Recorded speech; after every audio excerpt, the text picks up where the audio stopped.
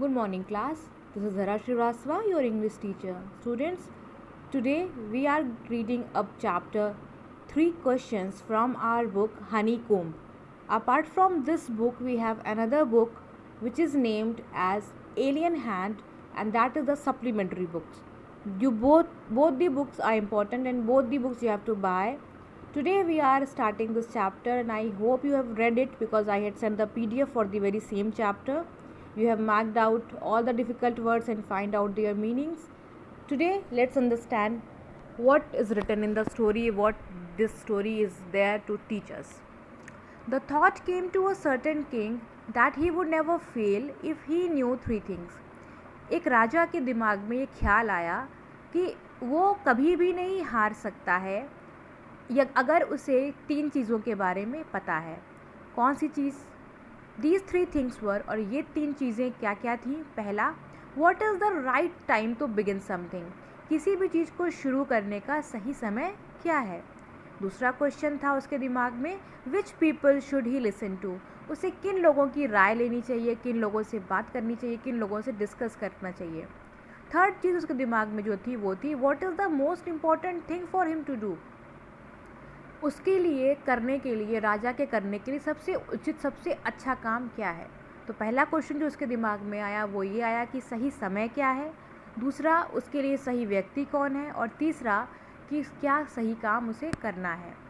The king therefore sent messengers throughout his kingdom promising a large sum of money to anyone who would answer these 3 questions. तो इसका जवाब ढूंढने के लिए राजा ने क्या किया, उसने अपने संदेशवाहक, अपने messengers all over his kingdom, अपने पूरे राज्य में जगह जगह भेज दिए कि लोग जाएं और इन 3 सवालों के सही जवाब ढूंढ करके लाएं, और जो इसका सही जवाब लेकर आएगा उसको एक बहुत बड़ा अच्छे अमाउंट का इनाम दिया जाएगा. Many wise men came to the king, but they all answered his questions differently. राजा के पास ये सुनने के बाद बहुत सारे वाइज मैन, वाइज मीन्स बुद्धिमान लोग आए, और लेकिन उन सभी के जवाब अलग अलग थे, क्योंकि अलग अलग लोग थे तो उनके थिंकिंग अलग थी, इनका प्रोसीजर अलग था सोचने का, चीज़ों को समझने का, तो उनके जवाब भी उसी तरह से अलग अलग थे. In reply to the first question some said the king must prepare a time table. पहले क्वेश्चन जो उसके दिमाग में था राजा के कि किसी भी चीज़ को करने का सही समय क्या है, तो उसके जवाब में लोगों ने क्या क्या राय दी, क्या क्या आंसर्स दिए. कुछ ने कहा कि राजा को एक टाइम टेबल प्रिपेयर कर लेना चाहिए, जैसे कि मैं आपको कहती हूँ कि आप अपना एक रूटीन बना लें, टाइम टेबल बना लें, and then follow it strictly, और उसको बहुत ही दृढ़ता के साथ, बहुत ही स्ट्रिक्टली, बिना कुछ भी उसमें एक्सक्यूज़ दिए, बहानेबाजी किए, उसको स्ट्रिक्टली वो चीज़ें फॉलो करनी चाहिए. Only in this way they said could he do everything at its proper time. और अगर राजा ऐसे ही करेगा तो ही वो चीज़ों को सही समय से कर पाएगा. Others said that it was impossible to decide in advance the right time for doing something. कुछ ने तो ये कहा कि किसी भी चीज़ को करने का सही समय पहले से निर्धारित नहीं हो सकता, पहले से डिसाइड नहीं कर सकते. अगर आपको पता ही नहीं है कि आपका एग्ज़ाम कब है तो आप उसकी प्रिपरेशन कैसे करेंगे? आपको कैसे पता कि कौन सा एग्ज़ाम पहले है, कौन सा एग्ज़ाम बाद में है? तो इस तरह से लोगों ने अपने आइडियाज़ राजा के सामने रखे. The king should notice all that was going on, avoid foolish pleasures. कुछ ने तो ये भी कहा कि जो राजा है उनको ध्यान रखना होगा कि उसके आसपास क्या चीज़ें चल रही हैं. He should avoid foolish pleasures, और उनको ये झूठी मूठ की जो खुशियाँ मिलती हैं, प्लेजर मीन्स खुशियाँ, उनको राजा को अवॉइड करना चाहिए. उनको वास्तविकता में सोचना चाहिए कि क्या चीज़ उचित है, उससे उनके किंगडम में क्या कुछ हो रहा है, उन सबको राजा को ध्यान रखना चाहिए. And always do whatever seem necessary at the time, और राजा को जब जो चीज़ ज़रूरी लगे तभी वो करना चाहिए. Necessary means important. Yet others said that the king needed a council of wise man who would help him act at the proper time. कुछ ने तो ये भी कहा कि राजा को एक काउंसिल चाहिए, एक ग्रुप चाहिए समझदार मिनिस्टर्स का, खूब सारे मंत्रियों का, जो कि उनको गाइड करें कि कब क्या सही चीज़ें उन्हें करनी है. राजा को उनका मशवरा लेकर के, उनसे डिस्कस करके ही चीज़ों को करना चाहिए. This was because one man would find it impossible to decide correctly, क्योंकि एक आदमी ही डिसाइड नहीं कर सकता कि राजा की प्रजा के लिए क्या उचित है क्या नहीं। तो अगर ग्रुप ऑफ पीपल होंगे, वो सभी मिलकर कुछ डिस्कस करेंगे, तो वो एक बेहतर सोल्यूशन चीज़ों का निकालेंगे। Without help from others, the right time for every action. तो ये जो काउंसिल ऑफ मिनिस्टर्स होंगे, जो राजा के जो मंत्री होंगे, ये जब चीज़ें मिलजुल कर किसी चीज़ का निष्कर्ष निकालेंगे, किसी चीज़ का सोल्यूशन निकालेंगे, और राजा जब वो चीज़ करेगा तो वो ज़्यादा ही इफ़ेक्टिव होगी।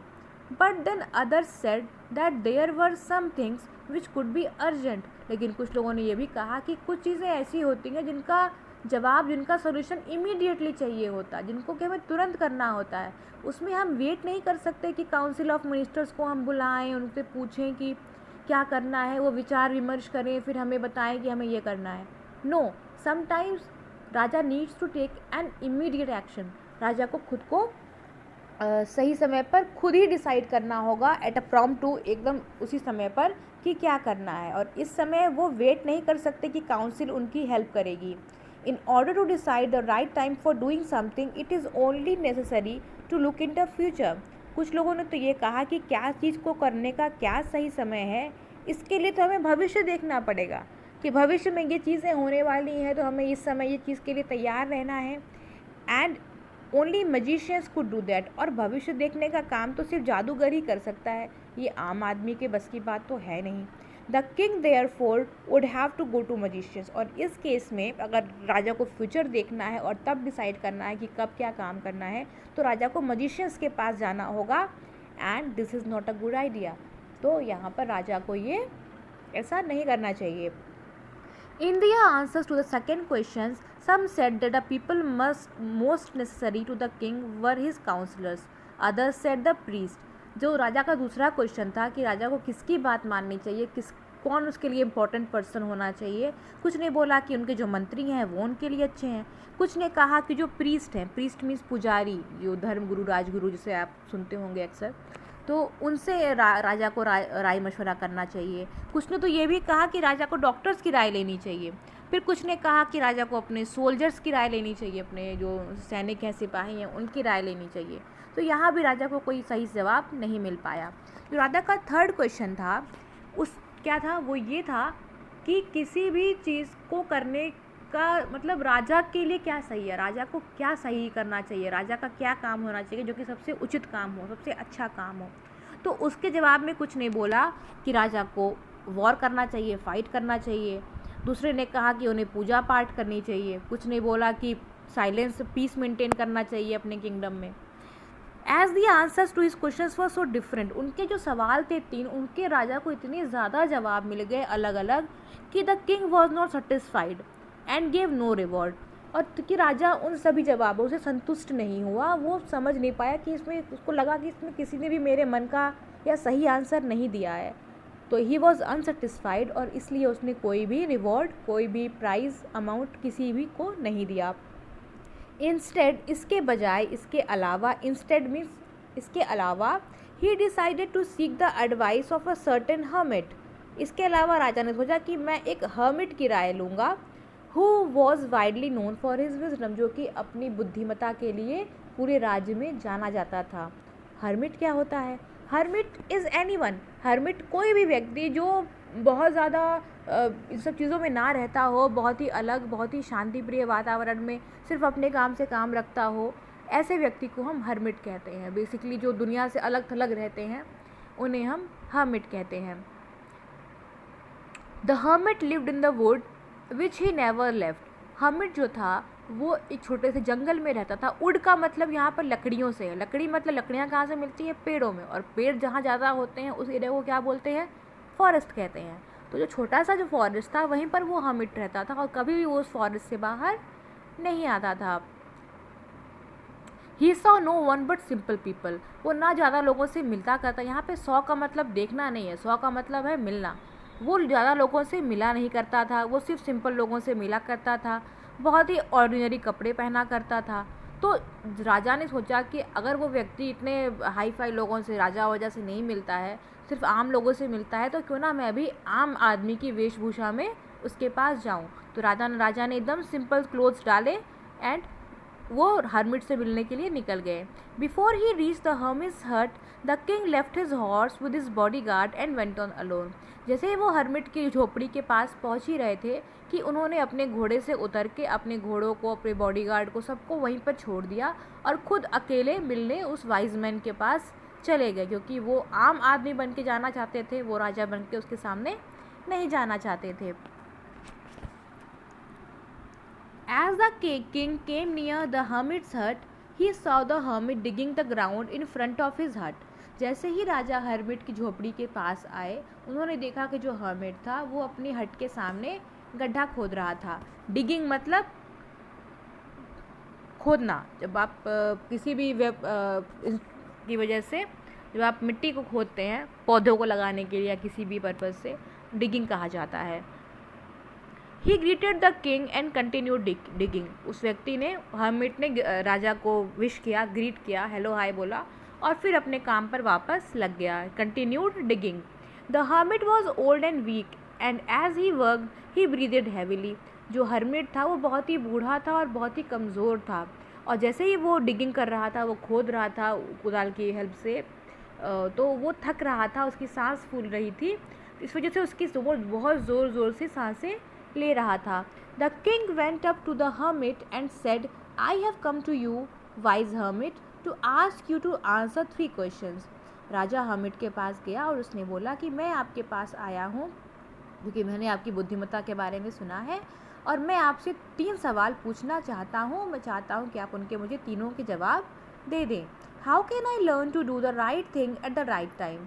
मैं वही, राजा ने अपने तीनों सवाल बोल दिए। पहला कि मैं कैसे सीख सकता हूँ कि किसी चीज़ को करने का क्या सही समय है। दूसरा सवाल वही कि मैं किससे राय लूँ, किससे मशवरा लूँ, मैं कौन मेरे लिए ज़्यादा इम्पोर्टेंट है किस समय पे, और मुझे क्या करना सही है, मेरी क्या राइट एक्टिविटी होनी चाहिए। The hermit listen to the king but did not speak. Hermit ने राजा की बातें सुनी लेकिन उसने कोई जवाब नहीं दिया। He went on digging. वो बस खोदता चलता चला गया। You are tired said the king. राजा ने कहा कि आप थक गए हैं। Let me take the spade and work it in your place. आप मुझे जो आप ये स्पेड, जो कुदाल जिससे कि आप ये खोद रहे हैं, कि आप मुझे दे दीजिए, मैं तब तक आपकी जगह पर आपका ये काम कर देता हूँ। Thanks said the hermit. Hermit ने बोला शुक्रिया। Giving the king his spade. King को अपना स्पेड देते हुए उन्होंने बोला कि thank you, and then he sat down on the ground. और इसके बाद वो ज़मीन पर बैठ गया। राजा को अपनी कुदाल दे करके हर्मिट ज़मीन पर बैठ गया। When the king had dug 2 beds, he stopped and repeated the question. जब राजा ने 2 जगह खोद लिया, फिर वो रुक गया और फिर राजा ने पूछा वापस से अपना तीनों सवाल कि हर्मिट शायद अब कोई जवाब दे दे। The hermit gave no answer but stood up, stretching out his hand for the spade and said, "Now you rest and let me work." फिर हर्मिट ने फिर कोई जवाब नहीं दिया, बल्कि वो अपनी जगह पर खड़ा हुआ, स्टूड अप मतलब खड़ा हुआ, अपने हाथों को स्ट्रेच किया, खींचा, फैलाया और राजा की तरफ हाथ बढ़ाते हुए उसने बोला कि लाओ अब ये स्पेड कुदाल मुझे दे दो और अब तुम आराम करो और अब मैं काम करूँगा। But the king did not give him the spade and continue to dig. लेकिन राजा ने उसको स्पेड वापस नहीं दिया, कुदाल वापस नहीं दिया, और राजा ने खुद ही डिगिंग चालू रखी, खुद ही डिगिंग करता रहा। बिकॉज ही अंडरस्टूड कि वो बहुत ओल्ड है, बहुत वीक है और उसको इतना काम नहीं करना चाहिए। अगर राजा वहाँ पर है और वो कर सकता है तो। 1 hour passed, 1 घंटा बीत गया। एंड देन अनदर, और फिर 1 घंटा और बीत गया। The sun went down behind the trees. अब जो सूरज था वो भी नीचे जा चुका था, मतलब अब सूरज भी डूब चुका था पेड़ों के पीछे। And at last the king struck the spade into the ground and said, I came to you wise man for an answer to my question. If you can give me no answer, tell me so I will have to return the home. राजा ने बोला कि wise man, मैं आपके सामने आया था, आपसे मिलने आया था क्योंकि मुझे आपसे कुछ सवाल के जवाब चाहिए थे। अगर आप मुझे जवाब नहीं देना चाहते, आप मुझे जवाब नहीं दे सकते तो आप मुझे बता दीजिए, आप मुझे ना बोल दीजिए तो कि मैं वापस अपने घर को लौट जाऊँ। Here comes someone running, said the hermit. Hermit ने बोला, अरे कोई दौड़ता हुआ आ रहा है। ऐसा कहकर हर्मिट ने राजा का ध्यान आकर्षित किया। So this is the part 1 which is finish now. इसके सामने कुछ हमें क्वेश्चंस दिख रहे हैं, आइए इनको डिस्कस करते हैं। पार्ट 2 हम आगे भी कंटिन्यू करेंगे।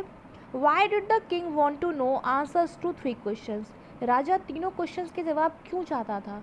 तो हमने क्वेश्चन पढ़े हैं ऊपर, हमने स्टार्टिंग में पढ़ा चैप्टर में कि राजा एक अच्छा रूलर बनना चाहता था, ऐसा बनना चाहता था कि वो कहीं भी कोई भी उसे हरा ना सके। He never wanted to get fail.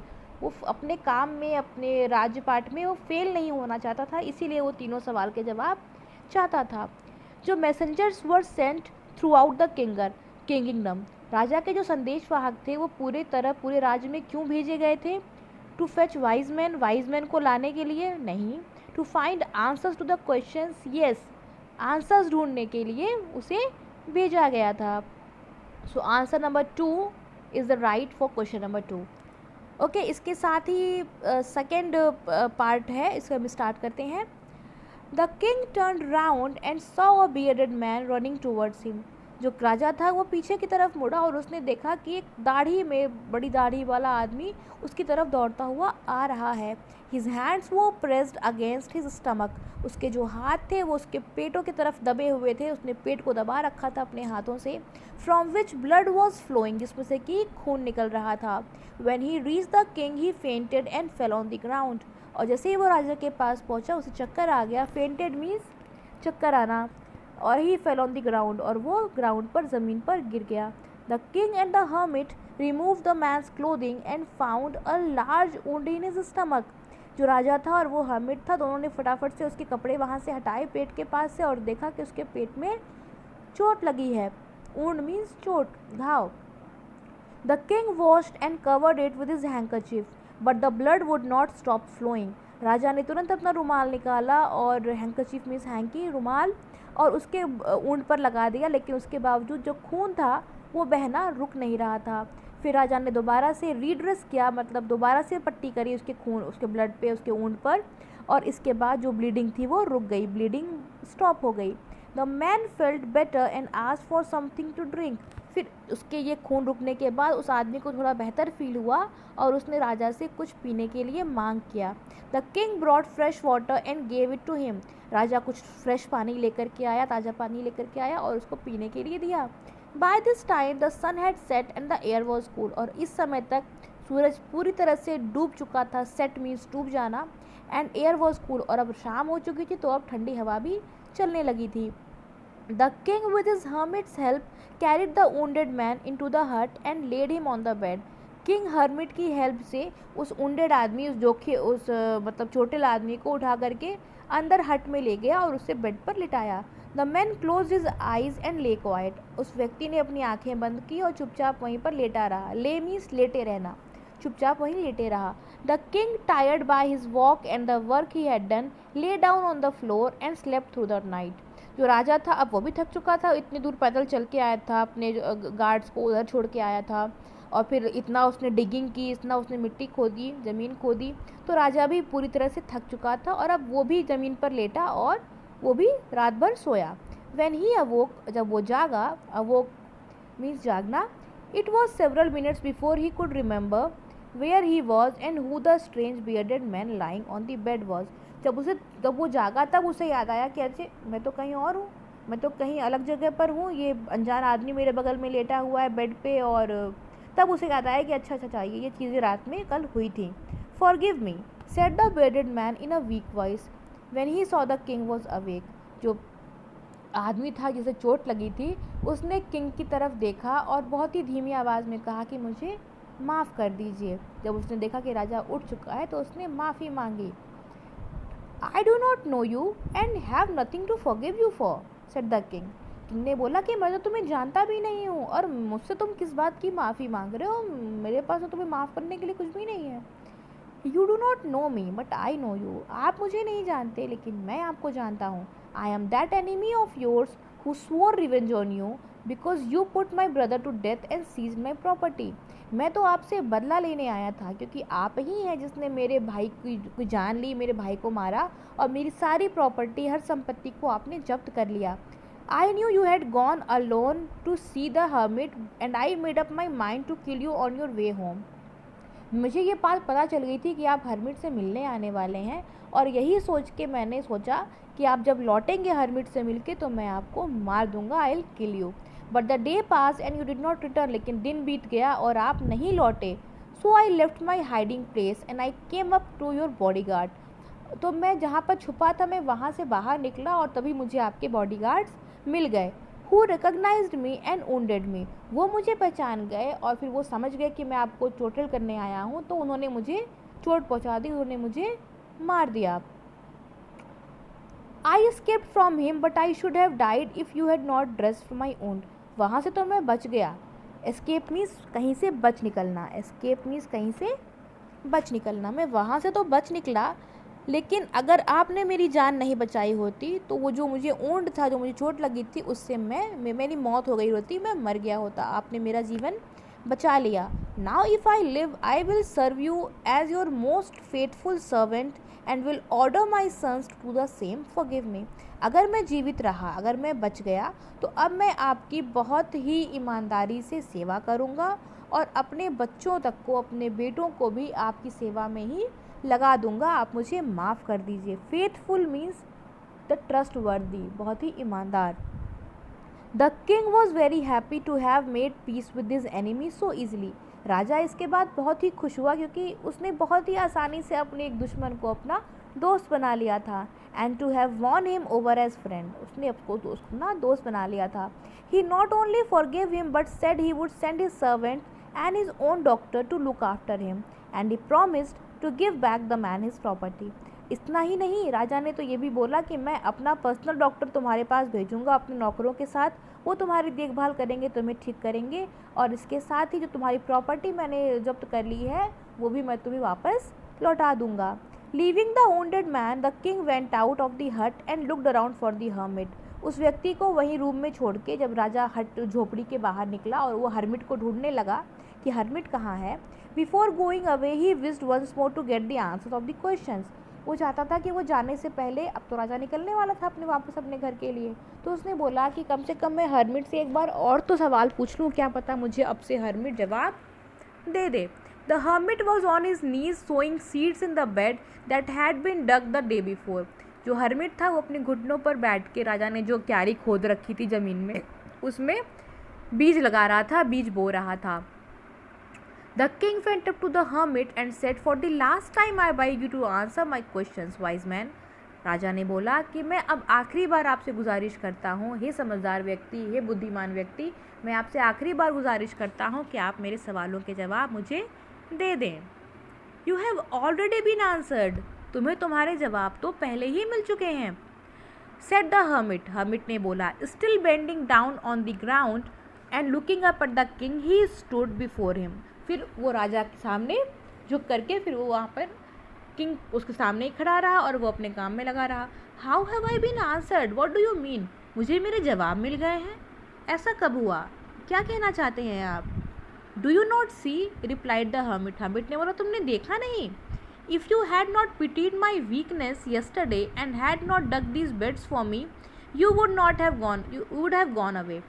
उसने बोला कि अगर तुमने कल मेरे ऊपर दया नहीं आई होती, पिटी मीन्स दया आना, तरस आना, अगर तुम्हें मेरी कमजोरी पर कल दया नहीं आई होती तो तुमने ये क्यारियाँ नहीं खोदी होती और तुम अब तक जा चुके होते।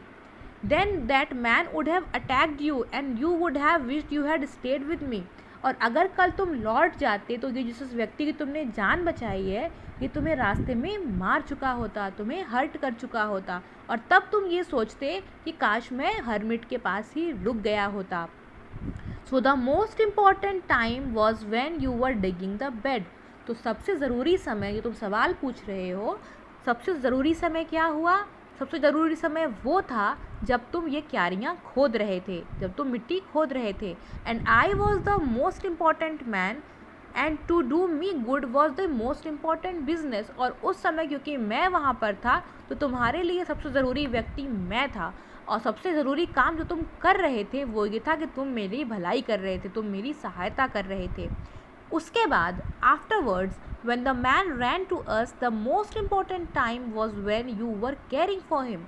और जब वो व्यक्ति दौड़ के तुम्हारे पास आया, उस समय सबसे ज़रूरी समय, सबसे सही समय वो था जब तुम उसकी देखभाल कर रहे थे, जब तुम उसकी केयर कर रहे थे। Because if you had not dressed his wounds he would have died without having made peace with you, क्योंकि अगर तुम उसकी सहायता नहीं करते, उसकी तुम जान नहीं बचाते, तो तुम बिना उससे दुश्मनी ख़त्म किए ही वो मर जाता और तुम्हारा दोस्त कभी नहीं बन पाता। तुम्हारी दुश्मनी उससे चलती ही रहती, कल को शायद उसका भी बेटा आकर के तुम्हारे साथ रिवेंज लेता। So he was the most important man. तो उस घड़ी में सबसे ज़रूरी व्यक्ति वो था जिसे कि चोट लगी थी। And what you did for him was your most important business. और जो तुमने उसके साथ किया, तुमने उसकी जान बचाई, उसका केयर किया, वो तुम्हारा सबसे अच्छा कार्य था, सबसे ज़रूरी कार्य था उस समय का। Remember them, there is only one time that is important and that time is now. उस व्यक्ति ने कहा कि तुम एक बात बिल्कुल ध्यान रखो। क्या ध्यान रखो? कि सिर्फ मात्र एक ही समय ऐसा है जो कि सबसे सही समय है, और वो समय है नाउ, अभी। ये आप सबके लिए भी है कि जो टाइम अभी सामने है हमारे, that is the most right time. इससे ज़्यादा राइट टाइम कुछ हो ही नहीं सकता। जो हमारे सामने है यही समय है हमारा। It is the most important time because it is the only time we have the power to act. क्योंकि यही वो समय है जिसमें हमारे पास कुछ कर गुजरने, कुछ करने का समय है, कि पावर है। यही टाइम है कि हम कुछ कर सकते हैं। जो टाइम बीत गया उसमें तो हम कुछ नहीं कर सकते। जो टाइम आने वाला है वो पता नहीं आने वाला है, कैसा आने वाला है, हम रहेंगे कि नहीं रहेंगे। जो टाइम है वही सबसे सही समय है। अगर ये टाइम है, ये टाइम पे आप पढ़ रहे हैं, तो यही सबसे सही समय है। The most necessary person is the person you are with at a particular moment. और सबसे ज़रूरी इंसान आपकी लाइफ में वो है जो इस पल में आपके साथ है। अगर आप अपनी मम्मी के पास बैठे हैं तो आपकी मम्मी मोस्ट इम्पॉर्टेंट है। आप मुझसे बात कर रहे हैं, मेरी वीडियो देख रहे हैं, तो आपके लिए सबसे इम्पोर्टेंट मैं हूँ। आप खेल रहे हैं, आपके फ्रेंड्स इम्पॉर्टेंट हैं। आप पढ़ रहे हैं, आपकी पढ़ाई इम्पॉर्टेंट है। आपके जिस समय जो अवेलेबल है उस समय वही इम्पॉर्टेंट है, चाहे वो टाइम हो, चाहे वो पर्सन हो। For no one knows what will happen in the future and whether we will meet anyone else।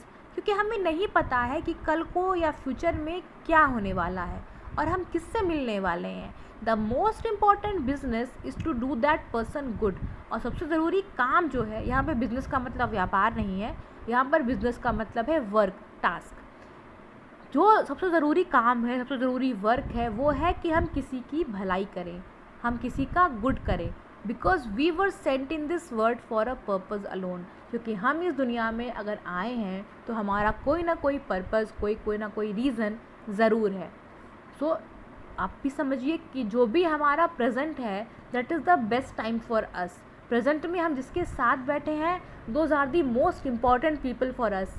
And हम जो भी काम कर रहे हैं, हमें हमेशा ध्यान रखना है कि हम हमेशा किसी की भलाई ही कर रहे हों, किसी को हर्ट ना कर रहे हों। This was a beautiful story with a very good moral and it was written by Leo Tolstoy. आपको इन राइटर का नाम ज़रूर याद रखना चाहिए। And it was a beautiful story and I hope आपको समझ में आई होगी। Word by word, line by line मैंने आपको समझाने की कोशिश की है। दोबारा से इसको रीड करिए, वर्ड मीनिंग्स नए सर्च करके। ये जो वर्ड मीनिंग साइड में दे रखी है, ये येलो सेक्शन में, जैसे कि आप देख सकते हैं इधर, इन वर्ड मीनिंग्स को स्पेशली आप ध्यान दें। इसके अलावा भी जो वर्ड मीनिंग्स आपको डिफ़िकल्ट लगती हैं उनको आप नोट डाउन करें, पढ़ें। नेक्स्ट क्लास में हम आगे की एक्सरसाइज को डिस्कस करेंगे। एंड आई होप आपको स्टोरी उतनी अच्छी लगी हो जितनी मुझे अच्छी लगी। And I have really enjoyed this story. This is all for today. Next class में फिर मिलेंगे, आगे की एक्सरसाइज को डिस्कस करेंगे। टिल देन घर पे रहिए, पढ़ते रहिए। Thank you class.